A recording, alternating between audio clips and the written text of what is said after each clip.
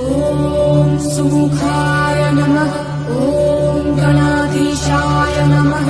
ॐ उमापुत्राय नमः। ॐ गजमुखाय नमः। ॐ लम्बोदराय नमः। ॐ हरपुत्राय नमः। ॐ शूर्पकर्णाय नमः। ॐ वक्रतुण्डाय नमः। ॐ बृहद्गजाय नमः। ॐ एकदन्ताय नमः। ॐ हेरम्बाय नमः। ॐ चतुर्होत्रे नमः। ॐ सर्वेश्वराय नमः।